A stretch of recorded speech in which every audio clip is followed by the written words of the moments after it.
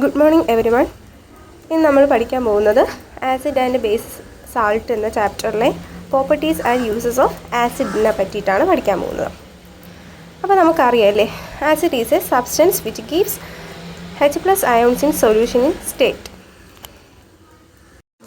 അപ്പോൾ നമുക്ക് പറയാം, സൊല്യൂഷനിൽ H+ ions കൂടിക്കഴിഞ്ഞാൽ നമുക്ക് ആസിഡാണെന്ന് പറയാം. എന്ന് വെച്ചാൽ സൊല്യൂഷൻ ഇപ്പോൾ എടുക്കുകയാണെങ്കിൽ, അല്ലെങ്കിൽ വാട്ടർ എടുക്കുക, അല്ലെങ്കിൽ അക്യൂസ് സൊല്യൂഷനിൽ H+ അയോൺസിൻ്റെ കോൺസെൻട്രേറ്റ് കൂടിക്കഴിഞ്ഞാൽ നമുക്ക് എന്ത് പറയാം? ആസിഡ് എന്ന് നമുക്ക് പറയാം. അപ്പോൾ അതിൻ്റെ ജനറൽ ഇക്വേഷനാണ് പറയാൻ പോകുന്നത്. HCl gives H+Cl-. ഇനി നമുക്ക് പഠിക്കാൻ പോകുന്നത് എക്സാമ്പിൾസ് ഓഫ് സം ആസിഡാണ്. അപ്പം എന്തൊക്കെയാണ് ആസിഡിൻ്റെ എക്സാമ്പിൾസ് എന്ന് പറയുന്നത്? Hydrochloric acid, nitric acid, sulphuric acid, carbonic acid. ഇതൊക്കെയാണ് എന്തോന്ന് ആസിഡിൻ്റെ എക്സാമ്പിൾസ് എന്ന് പറയുന്നത്.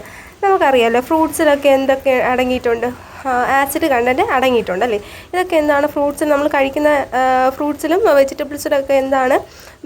വീക്കായിട്ടുള്ള ആസിഡാണ് എന്ത് ചെയ്തിട്ടുള്ളത്? അടങ്ങിയിട്ടുള്ളത്. ഇനി നമുക്ക് അടുത്ത് നോക്കാം. അപ്പോൾ വിനാഗറിൽ അടങ്ങിയിട്ടുള്ളത് അസറ്റിക് ആസിഡ്, ഓറഞ്ചിൽ അസ്കോബാറിക് ആസിഡ്, ടാമറിൻഡിൽ ടാറ്റാറിക് ആസിഡ്, ടൊമാറ്റോയിൽ ഓക്സാലിക് ആസിഡ്, കേർഡിൽ ലാക്റ്റിക് ആസിഡ്, ലെമണിൽ സിട്രിക് ആസിഡ്. ഇതൊക്കെയാണ് എന്തോന്ന് നമുക്ക് നമ്മുടെ നാച്ചുറൽ അല്ലെങ്കിൽ ഓർഗാനിക് ആസിഡ് എന്ന് നമുക്ക് പറയാൻ പറ്റുന്നത്. അപ്പം ഇതൊക്കെ വീക്ക് ആസിഡ് ആയതുകൊണ്ട് നമുക്ക് എന്ത് ചെയ്യാൻ പറ്റും? ഫുഡിൽ കഴിക്കാനായിട്ട് സാധിക്കും. ഇനി പ്രോപ്പർട്ടീസ് ഓഫ് ആസിഡാണ് അടുത്ത് പറയാൻ പോകുന്നത്.